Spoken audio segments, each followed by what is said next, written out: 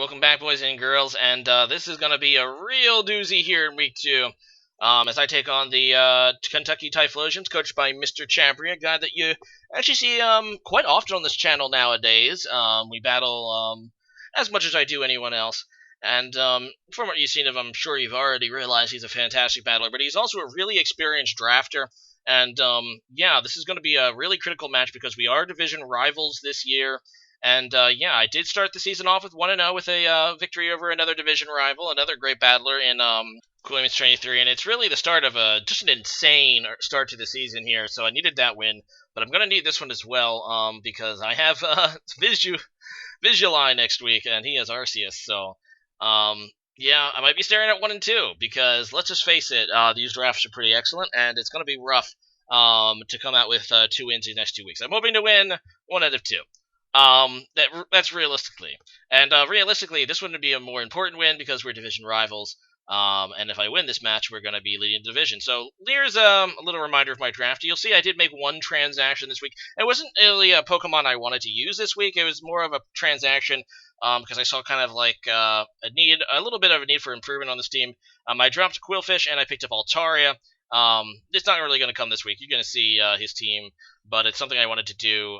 Just claim Altaria, and yeah, it's a decent Pokemon because it gives me another Defogger. I was kind of weak in that category. My hazard removal game. It also gives me a Dragon I can use when and if I want to transform my Mega Charizard X into a Mega Charizard Y.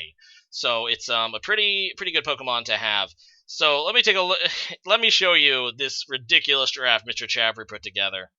I should also mention that he is 1-0, but the first thing you're going to notice is he went for that Uber tier, and he got that Palkia, which is a really, it's a really underrated Uber.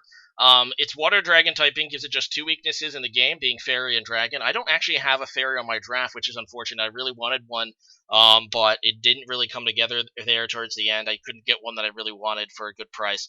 Yeah, so that Palkia is going to be a problem. But honestly, looking at his team, it's really not even like the biggest problem that I see. So he has Sticky Web access with the Ribombee. But the 2 really big problems that I see going into this matchup is the Mega Absol, because it can just wreak havoc on my it can just wreak havoc on Jirachi and my Swellow with Sucker Punch.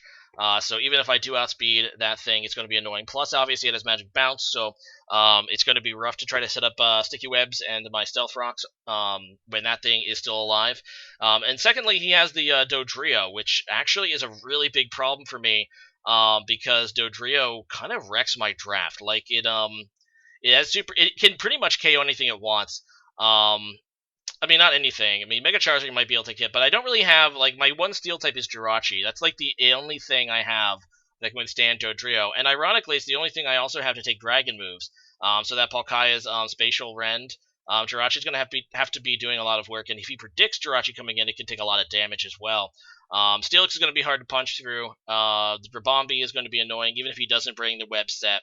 So, yeah, looking at his draft, I'm actually worried about quite a few Mons that aren't the Uber, more than I am kind of the Uber. And Dodrio, to that end, I'm actually going to stick the Flying Resist Berry. I think it's called the Koba Berry, I think. But yeah, I'm going to stick that on my Arachnid. That'll allow it to at least live 1 Brave Bird if it's Scarfed. I'm really actually worried about Scarfed Dodrio. I'll be shocked if he doesn't bring it. But yeah, so there's the squad. Obviously, Palkia we had to prepare for. I don't know how my squad matches up. I feel like we have a very poor matchup this week, so as much as I would really like to win, it's going to be really rough. I'm actually going to be going with an Assault Vest Roserade, so we can take a hit from Palkia. I'm going to be bringing a Koba Berry, like I said, Arachnid, similar to the one I brought last week. Obviously, we're going to bring DD Charizard, we're going to bring Swellow, because I kind of need a Defogger. We're going to bring Jirachi. It's going to be a Scarf Rush. We're not going to try the Normalium Z again. So that's what I'm kind of thinking going into this match. But it really is going to be, it's going to be hard to break through this core. He has an excellent core. He has an excellent Uber. Palkia can hit really hard on the special side of things. And he has that Mega Absol, which can also hit really, and Mega Absol and Dodrio can hit hard on the physical side. So it's going to be a battle of attrition, and I've only battled MrChabry, I think, once in Draft League format, and that was in the PGBL3. He was a participant in the NGDL last season, but we didn't actually play because we were in different conferences. So, and he actually he smoked me in that match. So, if you don't recall, it was probably one of my worst games I've ever played in a draft league. So he's a really good drafter, and I'm gonna have to hope can come out on top against this guy.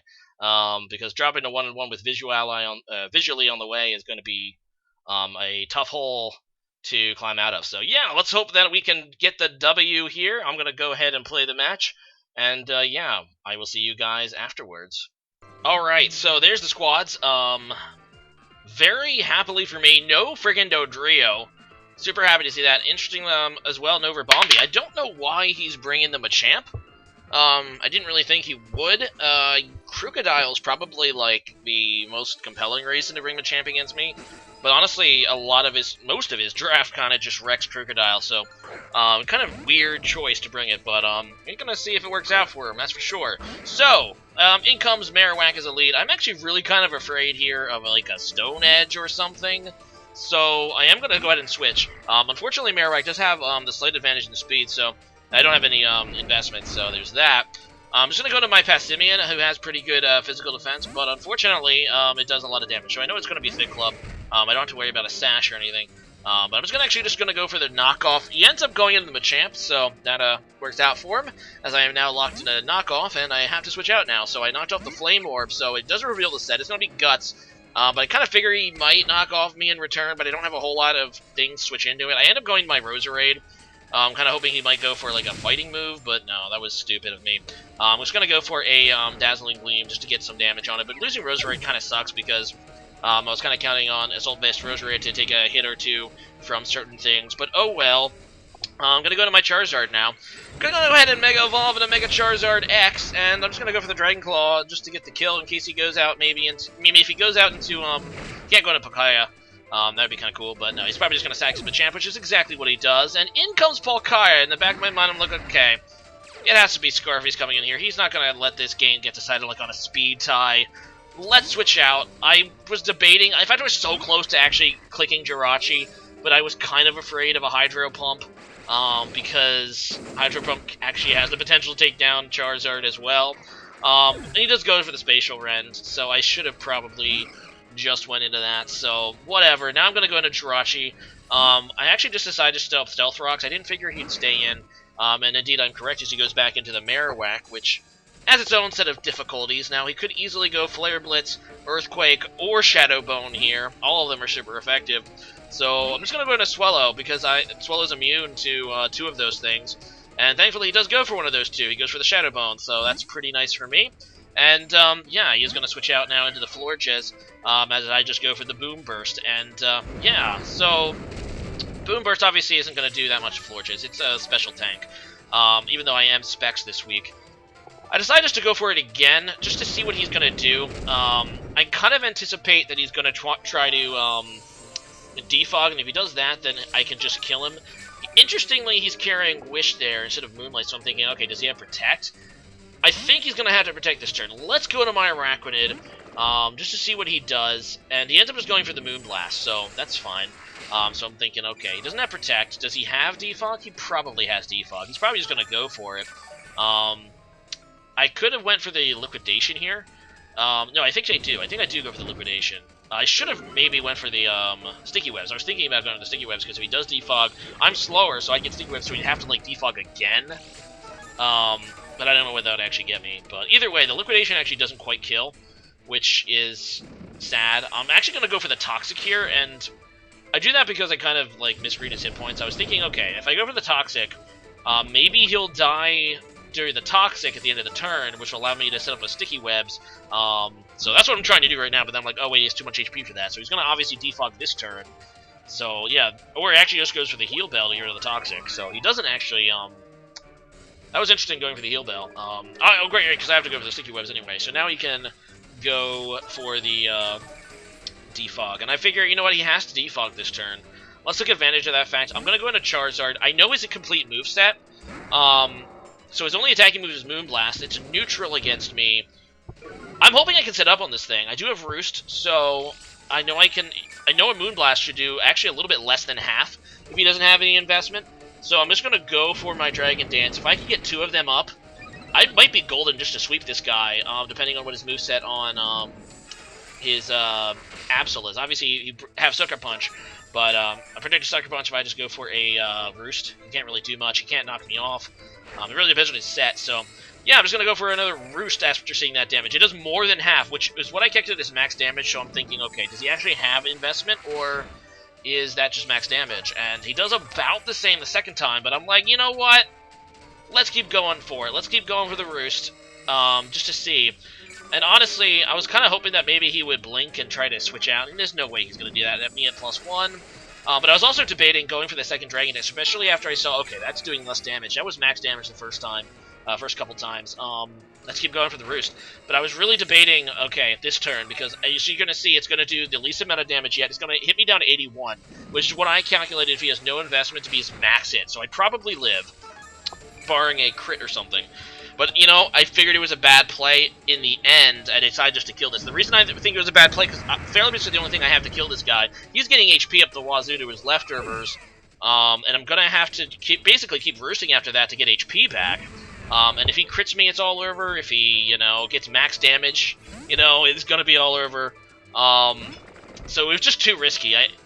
To get enough HP to Flavorless. Plus, he still has the Steelix, which still has 30. So it would have been all for naught anyway. But no, Steelix is going to come in, go for the Earthquake. I'm going to figure that out. I actually decided to set up Stealth Sticky Webs here. Because I really want to get those Sticky Webs up for Palkia.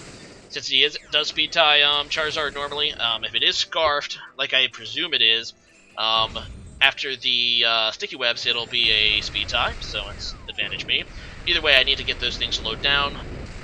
I figured he was going to kill me here, but I didn't actually expect him to go for the Ground DMZ. That was pretty interesting, so I'm actually thinking maybe Earthquake is his only attacking move. It might not be. He might have a Steel move as well, but I'm just going to go to my Swellow, go for the Heat Wave, and no, it's obviously not going to kill, even if I get a crit, but I miss!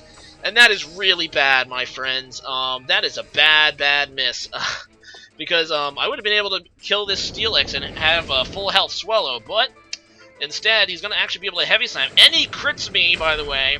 I actually don't think the crit was that important. I mean, it probably didn't matter because he could have just revenge killed Swellow anyway, but that missed Heat Wave was huge because now I have to go into Charizard. I know I can kill with Dragon Claw. I'm just going to go ahead and do it. I don't know what to do. He still has that full health Marowak, who I know can take a hit from a Dragon Claw.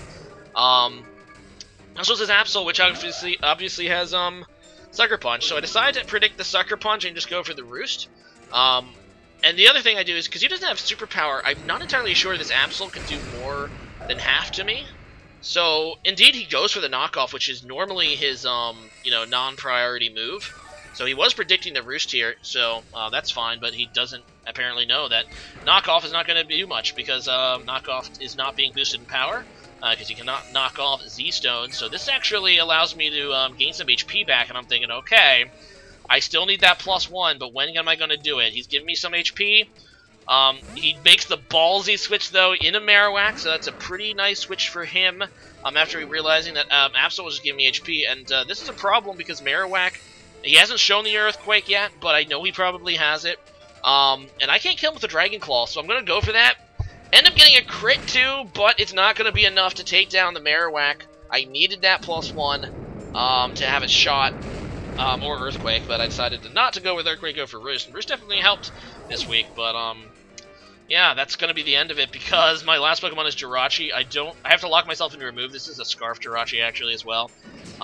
So I'm just going to lock myself into Iron Head, but it doesn't really matter because he still has that, I'd have to flinch like Palkia, like, how many times? Probably like 100 times. Plus he also has the Absol left as well, which has Sucker Punch probably.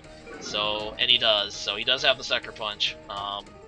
Yeah, that will do it for the Dolphiones in week 2. So this sucks. I mean, obviously, MrChabry is now the leader of the division. I will be chasing his tail from his excellent draft for probably most of the year, especially because in week 2 we face the Cincy Scizors, coached by Vizually.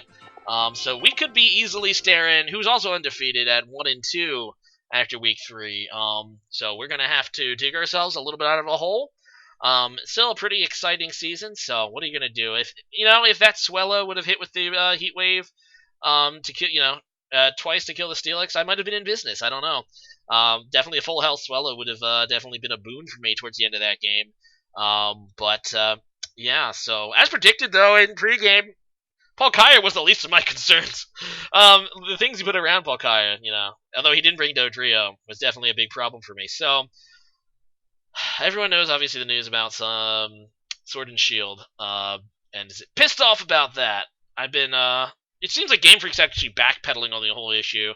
But let's go ahead and, let's do another Sword and Shield question of the day. This one, regarding its legendary. So here we go. These are the two new legendaries from Sword and Shield. Their names are Zacian. I don't know if I'm pronouncing this right. And Zamazenta. Weird names for sure. Both starting with Z, oddly. And before, I'm sure someone has already mentioned that I pronounced Palkia wrong in this video because my pronunciation is better. But just a side note, just because I just thought of it. I know it's actually Palkia, but it's stupid. But no, so these two Pokemon, I don't know.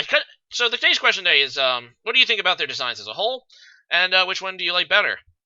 So I kind of think they're bland. I mean, we got more dogs. I mean, technically they're wolves, but we kind of already knew they're gonna have wolves. One's holding a sword in its hand. One is holding a shield, or has a shield for a mane, so it's like other kind of a lion wolf. As for me, I am part of Team Sword all the way, but I actually kind of like Zamazenta better. Not that I'd probably use either, because I usually don't play Ubers, and they are almost certainly going to be Ubers as cover legendaries. I don't really like them as a whole. I mean, they're okay. They're kind of okay. I really don't have a strong opinion on them one way or the other. But, yeah, let me know what you guys think about the designs of these two new legendary Pokemon. But, yeah, so, going to be interesting to see where this NGDL4 takes us, my friends. Obviously, I've never had a losing season. I've never had a losing season in a draft league. I've never missed the playoffs, but things are there's some tough roads ahead.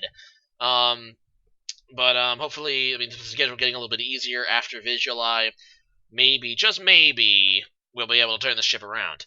We shall see how it goes. And we're obviously going to try against Vizually next week, but RCS is a tough order in the hands of a fantastic battler who has another fantastic wrap around that Pokemon.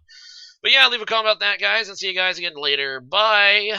And hopefully we win against Vizually next week. Let's go for it.